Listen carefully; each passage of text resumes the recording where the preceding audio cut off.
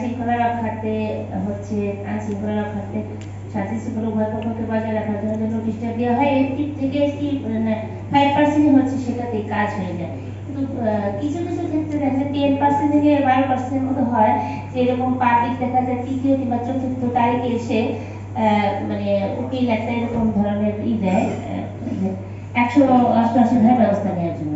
আমি বিগত 3 মাস ধরে বলছি ওনাদের তো এগুলো ফরম্যাট করা থাকে। এবার আমি বলছি এই ফরম্যাটগুলো আপনারা একেবারে টোটালি করে দেন। আপনারা যদি দেখা যায় যে না ওসবের কথা মানছে না তখন আপনারা আবার একটা আবেদন দিতে পারেন যে এরকম মর্মে যে হচ্ছে আইন শৃঙ্খলা বিঘ্ন হচ্ছে, তখন আমি ওর হচ্ছে সেটাকে রিকোয়েস্ট করতে পারি পুনরায় দেখার জন্য যে এখানে আসলে কি হচ্ছে। এটা প্রসিডিউর। তো 188 এর বিষয়টার কথা আমি বারবার বলে দিয়েছি, সেটা জানেন স্যার। এটা আশা করি স্যার আর একটু ক্লিয়ার সামনের মাস থেকে আস্তে আস্তে কমে আসবে। আর আমি একটি গত মাসে রিকোয়েস্ট করেছিলাম যে আমাদের ফৌজদারি কার্যবিধিতে 10/8/2025 যে সংশোধনী দিয়ে দিতে, এটা যদি একটু কাইন্ডলি আমাদেরকে হচ্ছে মানে একটা প্রেজেন্টেশন আকারে দেখানো হয় যে কোন কোন জায়গাগুলোতে স্পেসিফিকভাবে গুরুত্বপূর্ণ পরিবর্তন এসেছে। এটা তো আসলে স্যার পড়ে মাথায় রাখা আর হঠাৎ করে সবার সাথে আলোচনা করে মাথায় দেখলে হয়তো এটা আরো ভালো কাজ করবে। এটা আমার একটা রিকোয়েস্ট ছিল স্যার। আর আমি স্যার ইউডিকেসের ক্ষেত্রে একটু কথা বলতে চাচ্ছিলাম এই কারণে, মাগুরাতে যেটা মনে হয়েছে আমার এই 1 বছর 4 মাসে যে আত্মহত্যার প্রবণতা অনেক বেশি, এবং ইউডিকেস যেহেতু আমাদের এখানে নিষ্পত্তি হয় সেগুলো দেখে বুঝতে পারি যে প্রতি মাসে কয়েকটা থাকে। ওসি সাহেবরা আপনারা জানেন আমার কাছে পাঠান। তো ওসি সাহেবদের কাছে আমার রিকোয়েস্ট হচ্ছে আমাদের যে জিআরও সাহেব আছে ওইখানে অনুরোধ এই কারণে করতে চাই, আমি জেলাটার নাম বলতে চাচ্ছি না, সম্প্রতি একটি জেলায় এই ইউডিকেসকে কেন্দ্র করে খুবই বাজে ধরনের একটি ঘটনা ঘটেছে। সেটি হচ্ছে এরকম, প্রায় আজ থেকে 12 থেকে 13 বছর আগে একটি হচ্ছে মৃত্যু হয়েছিল এবং ওই মৃত্যুটি তখন ইউডিকেস রুজু হয়েছিল, কিন্তু ওই ইউডিকেস নিষ্পত্তি করা হয়।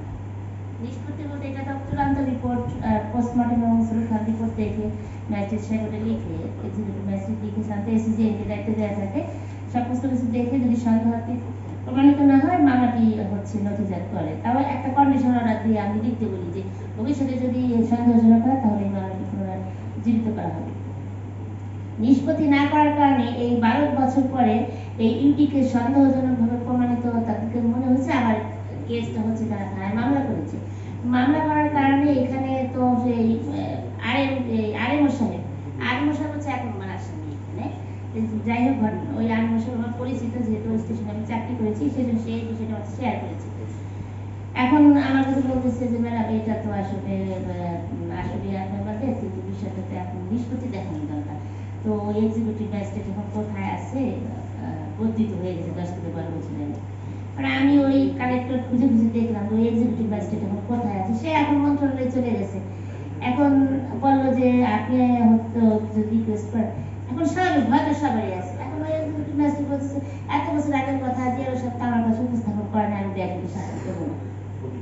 মানে এই বিষয়টি বলার আমার কাছে কারণ এই যে আমরা যাতে সবাই মিলে যে যথাযথভাবে যদি এরকম ধরনের হয়ে থাকি বিকেস যদি নিষ্পত্তি করার বিষয় আসলে থাকে তাহলে আমরা যেন যথাযথ সময় আসলে নিষ্পত্তি করি, না হলে 15 থেকে 20 বছর পর আমাদের সবার কাছে বিষয়টা অস্বস্তিকর হয়ে দাঁড়াবে।